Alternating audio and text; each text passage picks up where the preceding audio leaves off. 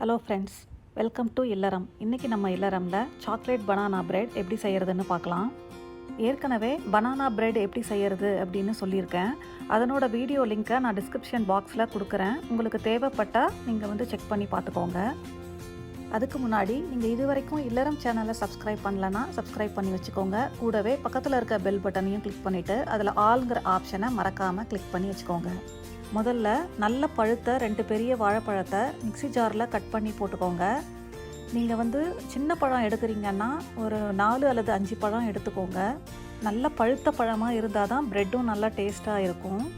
இதனோட 3/4 கப் அளவுக்கு சுகரும் சேர்த்திக்கோங்க. இப்போது இதை 1 அல்லது 2 நிமிஷம் கட்டி இல்லாமல் நல்லா அரைச்சிட்டு இதை ஒரு பவுலில் மாற்றிக்கோங்க.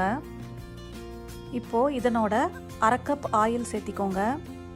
கூடவே 1 டீஸ்பூன் வெனிலா எக்ஸ்ட்ராக்டும் 1 டீஸ்பூன் வினிகரும் சேர்த்திக்கோங்க.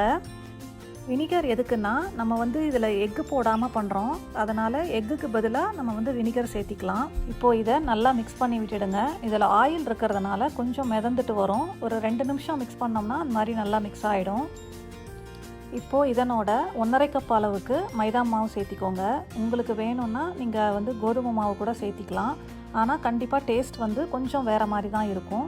அடுத்தது 1/2 கப் அளவுக்கு கொக்கோ பவுடரும் சேர்த்திட்டு கூடவே 1 டீஸ்பூன் அளவுக்கு பேக்கிங் பவுடரும், ஒரு 1/4 டீஸ்பூன் பேக்கிங் சோடாவும், 1/4 டீஸ்பூன் உப்பும் சேர்த்திடுங்க.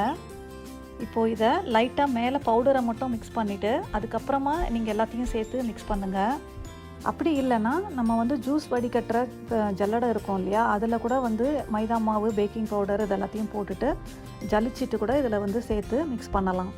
இப்போது இது நல்லா கலந்ததுக்கப்புறமா இதில் ஒரு 1/2 கப் அளவுக்கு தண்ணி சேர்த்திக்கோங்க. தண்ணியை சேர்த்திட்டு இதையும் மறுபடியும் நல்லா மிக்ஸ் பண்ணி விட்டுடுங்க. மாவு கொஞ்சம் கெட்டியாக இருக்கிறதுனால தண்ணி தனியாக பிரிஞ்சு வரும். அதனால் முதல்ல கொஞ்சம் பொறுமையாக கலந்துட்டு அதுக்கப்புறமா நல்லா இந்த பதம் வர வரைக்கும் கலந்து விடுங்க. அவ்வளோதான், நம்ம சாக்லேட் பனானா கேக்கோட மாவு ரெடி ஆயிடுச்சு. இப்போ இதனோட ஒரு 1/4 கப் அளவுக்கு உடைச்ச வால்நட்டை சேர்த்திக்கோங்க. நீங்கள் வால்நட்டுக்கு பதிலாக முந்திரி, பிஸ்தா இந்த மாதிரி வேறு எந்த நட்ஸ் உங்களுக்கு பிடிக்குமோ அதை கூட சேர்த்திக்கலாம். இப்போது கேக் பேட்டர் ரெடி ஆயிடுச்சு. நம்ம பேனை ரெடி பண்ணிவிடுவோம். கேக் டின்னில் எல்லா பக்கமும் ஆயில் அப்படி இல்லைன்னா பட்டரை அப்ளை பண்ணிவிடுங்க. அடுத்தது ஒரு பட்டர் ஷீட்டை இந்த மாதிரி பாட்டமில் மட்டும் வைக்கிற மாதிரி கட் பண்ணி வச்சுடுங்க. உங்கள்கிட்ட பட்டர் ஷீட் இல்லைன்னா நீங்கள் மைதா மாவையே கொஞ்சம் எடுத்து மேலே டஸ்ட் பண்ணி விட்டுடலாம். அப்போ தான் கேக் எடுக்கும்போது உங்களுக்கு ஈஸியாக வரும். இப்போது நம்ம ரெடி பண்ணி வச்ச கேக் பேட்டரை இதில் மாற்றிடலாம். இதை மாற்றிட்டு இப்போ இந்த டின்னை நம்ம லேசாக தட்டி விடுங்க. அப்போ தான் இதில் இருக்க ஏர் பபுள்ஸ் எல்லாம் வெளியில் வரும். இப்போது இது மேலே இன்னும் கொஞ்சம் நான் சாக்லேட் சிப்ஸை தூவி விட்டுக்கிறேன். நீங்கள் உங்களுக்கு தேவைப்பட்டால் நட்ஸ் கூட போட்டுக்கலாம். அப்படி இல்லை எதுவுமே வேணான்னாலும் ப்ளெயினாக கூட பேக் பண்ணி எடுத்துக்கலாம். இதை பேக் பண்ணுறதுக்கு நான் ஏற்கனவே அவனை ப்ரீஹீட் பண்ணி வச்சுருக்கேன். 180 டிகிரி செல்சியஸ் அப்படி இல்லைன்னா 350 டிகிரி ஃபாரன்ஹைட்டில் 40 மினிட்ஸ்க்கு பேக் பண்ணி எடுத்துக்கோங்க. குக்கரில் எப்படி பேக் பண்ணுறதுன்னு பனானா பிரெட் வீடியோவில் சொல்லியிருக்கேன். உங்களுக்கு தேவைப்பட்டால் அந்த லிங்க்கை செக் பண்ணிக்கோங்க. இப்போது கேக் ரெடி ஆகிடுச்சு. ஒரு குச்சி இல்லைன்னா கத்தியை வச்சு குத்தி பார்த்தோம்னா அதில் ஒட்டாமல் வரணும். இப்போது இது நல்லா ஆறினதுக்கப்புறமா இந்த மாதிரி ஒரு கத்தியை வச்சு சைடில் எல்லாத்தையும் நம்ம ரிமூவ் பண்ணி விட்டுடுங்க ஃபஸ்ட்டு. அதுக்கப்புறமா நம்ம பேனை தலைகீழே கமுத்துட்டு நம்ம கேக்கை தனியாக எடுத்து வச்சுக்கலாம். பாருங்கள், ரொம்பவே சூப்பரான சாக்லேட் பனானா பிரெட் ரெடி ஆகிடுச்சு. கண்டிப்பாக நீங்களும் இதை உங்கள் வீட்டில் செஞ்சு பாருங்கள். உங்களுக்கும் ரொம்பவே பிடிக்கும். இது செய்கிறதுக்கு ரொம்பவே ஈஸி.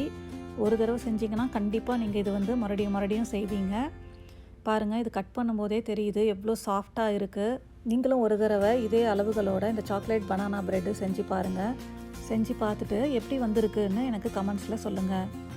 உங்களுக்கு இந்த வீடியோ பிடிச்சிருந்ததுன்னா லைக் பண்ணுங்கள், ஷேர் பண்ணுங்கள். மறக்காமல் இல்லறம் குக்கிங் சேனலுக்கு சப்ஸ்கிரைப் பண்ணுங்கள். கூடவே பக்கத்தில் இருக்க பெல் பட்டனையும் மறக்காமல் கிளிக் பண்ணி வச்சுக்கோங்க. தேங்க்யூ.